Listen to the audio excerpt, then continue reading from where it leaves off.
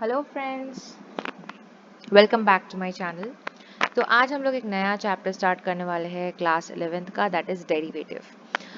सो इस चैप्टर में क्या है कि क्लास 11th में सिर्फ एक ही कॉन्सेप्ट के ऊपर बेस किया गया हुआ है कि that is derivative using first principal. एक पर्टिकुलर प्रोसेस है, एक पर्टिकुलर फॉर्मूला है जिसको यूज करते हुए आपको क्वेश्चंस को सॉल्व करना पड़ेगा, क्योंकि क्वेश्चन में डायरेक्टली वैसे ही पूछा जाता है कि find the derivative of this function using first principle. कोई सा भी एक फंक्शन दिया रहेगा and they will ask you कि फर्स्ट प्रिंसिपल को यूज करते हुए you have to solve this. कुछ कुछ चीज़ें प्री रिक्विजिट्स है इसका जो आपको जानना चाहिए। तो वो सारी चीज़ें क्या है मैं आपको यहीं पे जल्दी जल्दी बता देती हूँ। 2 पेजेस देख रहा है, ये कुछ डेरिवेटिव का या फिर डिफरेंशिएशन का स्टैंडर्ड फॉर्मूलेज है जो कि डायरेक्ट फॉर्मूलेज है कुछ, right? This are the standard formulas जो कि आपको लाइफ टाइम हेल्प करेगा, ठीक है? अच्छे से याद करना पड़ेगा, not only for class 11, class 12 में जाके बहुत हेल्प होगा एंड आगे भी फर्दर कुछ मैथ्स थमेटिक्स से रिलेटेड पढ़ोगे तो that it will help you a lot. वैसे भी फिजिक्स में पढ़ रखे हो, you already know, may be physics में भी थोड़ा बहुत यूज हो जाता है, कैलकुलस में कॉन्सेप्ट्स। क्या है, ddx of x to the power n is n into x to the power n minus one, ddx of e to the power x equals to e to the power x। और यहाँ पे क्या होता है, थोड़ा सा chain rule वगैरह लगता है, वो चीज़ें मैं आपको सेपरेटली बाद में करवा दूंगी, don't worry. But for now just ऐसे समझो, ddx of e to the power mx लिखा है, m is any constant.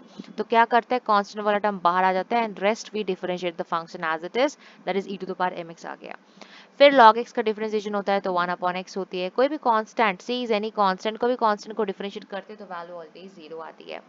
a to the power x का डिफरेंशिएशन करोगे तो a to the power x into log a आएगी। And a क्या है, a भी इज एनी कांस्टेंट, 1 2 3 4 5 कुछ भी हो सकते हैं a की जगह में।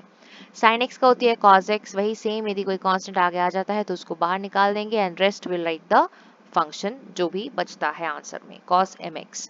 cos x का होती है minus sine x, tan x का होती है secant square x, ddx of secant x होती है secant x tan x, ddx of cosecant x हो जाती है minus cosec x cot x, and cot x का डिफरेंशिएशन हो जाती है माइनस cosecant स्क्वायर x। अच्छे से कॉपी में एक जगह में नोट करके रखना, ये बहुत ही इंपॉर्टेंट चीज़ है, लर्न करोगे तो हेल्प होगी क्वेश्चंस करने में।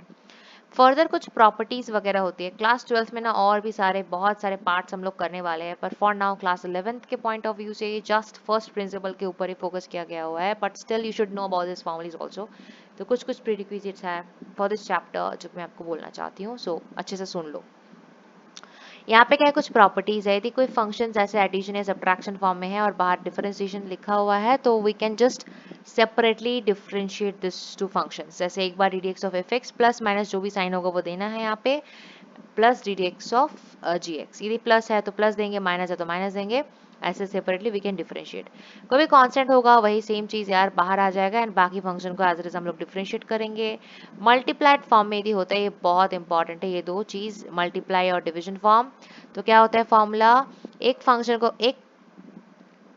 को कांस्टेंट रख के दूसरों को डिफरेंशिएट करेंगे। जैसे यहाँ पे u को कांस्टेंट रख दिए, फिर ddx ऑफ v कर दिए, प्लस v को कांस्टेंट रख के ddx ऑफ u कर दिए, यानी एक को कांस्टेंट रख के दूसरे को फंक्शन जो है उसको डिफरेंशिएट करेंगे, और ये सेपरेटिंग साइन यहाँ पे प्लस होती है, याद रखना।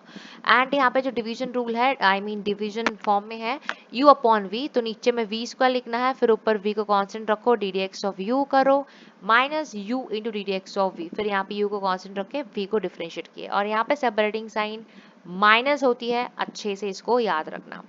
फर्दर यहाँ पे आ जाओ, लिमिट का नाम का एक चैप्टर ऑलरेडी आपने, यदि कुछ कुछ लोग तो शायद कर भी रखा है, मैंने अभी तक नहीं करा है, आई सुन अपलोड इट, आपको टेंशन नहीं है। लिमिट को लेके यदि आपको मन में कोई भी कंफ्यूजन है, आपको अच्छा नहीं लगता होगा, समझ में नहीं आता होगा, कुछ भी है, I clear all of it, don't worry, बस थोड़ा टाइम चाहिए। एंड अब फिलहाल अभी के लिए जितना फॉर दिस चैप्टर आपको चाहिए लिमिट का फॉर्मूलेज, कुछ स्टैंडर्ड फॉर्मूलेज, मैं इसको रीड आउट नहीं कर रही हूँ, पर आप नोट कर लो, pause the video and note the formula. ये कुछ स्टैंडर्ड फॉर्मूलेज है, यहाँ पे टोटल आपके पास 6 फॉर्मूलेज है जो कि आपको याद रखना पड़ेगा। कुछ कुछ सिचुएशंस ऐसे हो गए, कुछ डायरेक्ट स्टैंडर्ड फॉर्मूलेज है, या फिर प्रॉपर्टीज बोल सकते हो, या फिर डायरेक्ट फॉर्मूलेज ही बोल लो, जो कि हम लोग को चाहिए होता है, ठीक है, बहुत इंपॉर्टेंट है। तो इसको अब लिमिट क्या होता है बेसिकली, एक चीज हम बोल देते हैं यहाँ पे, जैसे x टेंड्स टू, या फिर कुछ भी जो हमने लिखे है लिमिट नीचे नीचे करके, x टेंड्स टू यानी x का वैल्यू जो है वो एग्जैक्टली इक्वल टू a तो नहीं है, but it tends towards a। x का वैल्यू जो है वो टेंड करता है टूवर्ड a।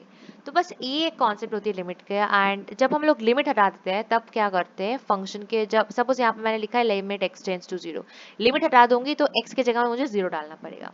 अभी यदि आप बोलोगे यहाँ पे भाई यदि हम यहाँ पे 0 डाल रहे हैं तो साइन 0 अपॉन 0 यानी 0 अपॉन 0 समथिंग अनडिफाइंड हो रही है। तो ये कुछ स्टैंडर्ड फॉर्मूलेज है, यहाँ पे एक्सेप्शंस तो डेफिनेटली है। लिमिट का कॉन्सेप्ट होती है कि हटा दो वैल्यू डाल दो, पर कुछ कुछ सिचुएशन ऐसे हो जाता है जहाँ पे नीचे में 0 आ रहा होता है यानी डिनोमिनेटर में 0 जो कि अनडिफाइंड होती है। उसके लिए कुछ डायरेक्ट फॉर्मूलेज है, ये स्टैंडर्ड फॉर्मूलेज है कि ऐसे फॉर्म्स आएगा तो आंसर जो है 1 ही आना है। तो as it is for now, आपको डिटेल में ज़्यादा समझना नहीं है, जस्ट फॉर्मूलेज याद करने से for now you are done. ठीक है, फॉर्मूलेज याद कर लो। एंड कुछ चीज एक्स्ट्रा चाहिए, ट्रिगोनोमेट्रिक फंक्शन और ट्रांसफॉर्मेशन फॉर्मूला, ये जो चैप्टर है वहाँ पे कुछ फॉर्मूलेज आपने पढ़ा होगा, sine A plus B, sine A minus B, cos A plus B, sine C plus sine D, ऐसे ऐसे बहुत सारे फॉर्मूलेज आपने पढ़े होंगे।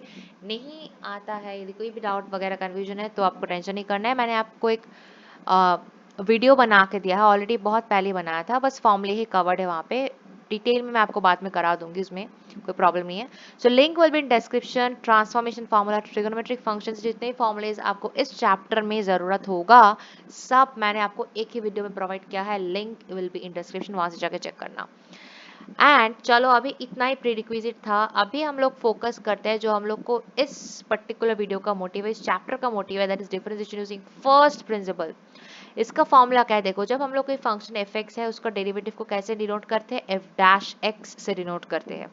And this is the formula for the first principle, f dash x equals to limit h tends to 0 f of x plus h minus f of x upon h। This is a formula जो हम लोग को use करना पड़ेगा। देखो एक question हम लोग इस वीडियो में करेंगे, और भी एक्स्ट्रा बहुत सारे क्वेश्चंस मैं आपको बाद में कराऊंगी। फॉर नाउ आज के वीडियो में बस इतना ही आपको बोलना मेरा मोटिव था, अच्छे से नोट कर लो, समझ लो चीज़ें। एक क्वेश्चन हम लोग एग्जाम्पल ले लेते हैं। देखो यार वहाँ पे मैंने आपको, यदि आपको याद है d d x of e to the power x एक था, वहाँ पे फंक्शन इसका डायरेक्ट वैल्यू हम लोग को पता होता है ई टू द पावर एक्स, पर यही चीज़ आपको क्वेश्चन में बोलेगा कि यूजिंग फर्स्ट प्रिंसिपल इसको करो। तो एक चीज दिख रहा है F of X plus H और एफ ऑफ एक्स, ये जो फॉर्मूला है इसको ही यूज करते हुए हम लोग अभी करेंगे। तो मेरा क्वेश्चन क्या है, मुझे इसका डेरिवेटिव निकालना है using first principal. Using first principal मैं यहाँ पे एफ भी लिख देती हूँ। तो मेरे को और एक चीज क्या चाहिए होगा, F of X plus H भी लिखना पड़ेगा, तो यहाँ पे E to the power X plus H हो जाएगा। इतना क्लियर है, यहाँ पे तो कोई दिक्कत नहीं है शायद। Now let's find out f dash x. So formula क्या था, limit h tends to 0 f of x plus h minus f of x upon h।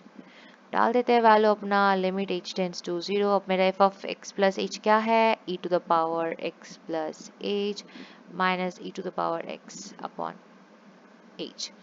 और एक चीज लिमिट में, एक चीज बहुत अच्छे से ध्यान रखना, हम लोग फंक्शन को तब तक सिंप्लीफाई करते रहेंगे जब तक ना हम लोगों को कुछ रियल वैल्यूज मिल रही हो। ठीक है, ये एक ट्रिक कह लो या फिर ये एक सजेशन है जो कि लिमिट का कॉन्सेप्ट को और भी ज़्यादा यू हेल्प मतलब इजी कर देती है।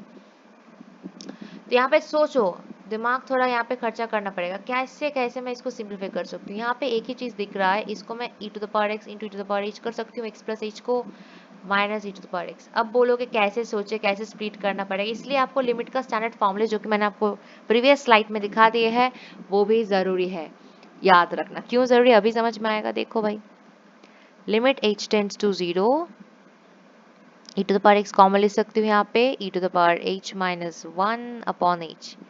लिमिट का और एक प्रॉपर्टी है, प्रोडक्ट फॉर्म में होता है तो हम दोनों को लिमिट बांट सकते हैं, यानी मैं इसको ऐसे लिख सकती हूँ, limit h tends to 0 e to the power x into limit h tends to 0 e to the power h minus 1 upon h। आप बोलोगे कैसे समझे, देखो मैंने अभी आपको जो फॉर्मूलेज यहाँ पे प्रोवाइड किया था, जस्ट अ मिनट, जो फॉर्मूलेज मैंने आपको यहाँ पे प्रोवाइड किया था, ये वाला फॉर्मूला दिख रहा है, limit h tends x tends to 0 e to the power x minus 1 upon x equals to 1 होती है, ये डायरेक्ट फॉर्मूला है। और यहाँ पे मेरा h के फॉर्म पे है तो कोई बात नहीं यार।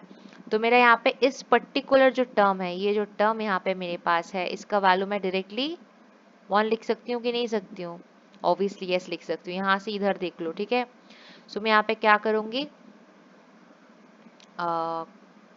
लिमिट, अब देखो ये जो टर्म है यहाँ पे limit h tends to e⁻x, यहाँ पे सिर्फ e⁻x ही बचेगा, क्यों? क्योंकि h का कुछ टर्म यहाँ पे है नहीं, सो यहाँ पे जीरो डालने का कोई बात ही नहीं है। सो e⁻x इनटू, और ये स्टैंडर्ड फॉर्मूला इसका वैल्यू क्या होती है, 1 होती है, so into 1 equals to e⁻x। So ये हम लोगों का फाइनल आंसर आ गया। देखो यार, हम लोग को पता ही होता है कि e⁻x का जो डिफरेंशिएशन होता है ddx होती है वो e⁻x ही होती है, बट आपको जब बोल देगा कि फर्स्ट प्रिंसिपल यूज करके करो, you have to use this principle and you have to then find the derivative, तो इसके लिए हमको इतना लंबा चौड़ा प्रोसेस जो करना पड़ेगा। बस एक ही चीज याद रखना, आगे नेक्स्ट वीडियोस में मैं बहुत सारे क्वेश्चंस करवाऊंगी जिससे आपका डर एंड कंसेप्ट दोनों ही अच्छे से क्लियर हो जाएगा। बट फॉर नाउ बेसिक थोड़ा सा बताना था कि ये कुछ कुछ चीजें आपको पहले जाना चाहिए। अब देखो, यदि आपको लिमिट का वो फॉर्मूले आता नहीं है, जो ये मैंने आपको बोल दिया, ये फॉर्मूले यदि नहीं आता था या पता ही नहीं आपको, तो आप कैसे इसको स्प्लिट करोगे एंड कैसे आपको जो फंक्शन को जो है सिंप्लीफाई करोगे, ऐसे करके स्टेप बाय स्टेप थोड़ा बहुत यहाँ पे ब्रेन स्टॉर्मिंग की ज़रूरत होती है। बहुत ज़्यादा डरने की कुछ है नहीं वैसे, but practice will help you to understand the topics more easily. For now I hope आपको जो मैं समझाना चाह रही थी कि डेरिवेटिव यूजिंग फर्स्ट प्रिंसिपल का फॉर्मूलेज एंड उसके लिए पहले से आपको कितना कितना कॉन्सेप्ट या फिर क्या क्या चीज़ें आना चाहिए, डिफरेंशिएशन का जो स्टैंडर्ड फॉर्मूलेज है वो तो याद करना ही चाहिए, फिर लिमिट का फॉर्मूलेज एंड ट्रिगोनोमेट्री या फिर ट्रांसफॉर्मेशन फॉर्मूला का जो भी फॉर्मूलेज मैंने आपको बोल दिया, डिस्क्रिप्शन में वीडियो लिंक मिल जाएगी, वहाँ से थोड़ा सा पढ़ लो, यदि पहले से आता है तो वेल एंड गुड। और फिर ये सारी चीज़ें, ये जस्ट एन एग्जाम्पल थी ये तो, एंड नेक्स्ट वीडियोस में हम लोग मिलते हैं बहुत ही जल्दी नए नए क्वेश्चंस के साथ, जहाँ पे और भी ज़्यादा अच्छे से आपका क्वेश्चंस, डोंट वरी, मैं आपको थोड़ा बहुत कम्प्लेक्स क्वेश्चंस जितना भी होगा वो मैं सब कराने की कोशिश करूँगी, ताकि थोड़ा सा अच्छे से आपका जो है कॉन्सेप्ट क्लियर हो जाए। सो बस इतना ही था, यदि कोई डाउट वगैरह टिल दिस, जहाँ तक भी मैंने बोला है, कोई भी डाउट है, you can always ask me in the comment section, okay, I will just try to solve it. ठीक है, so thank you so much for watching this video, मिलता है बहुत ही जल्दी नेक्स्ट वीडियो में, टिल देन बाय बाय।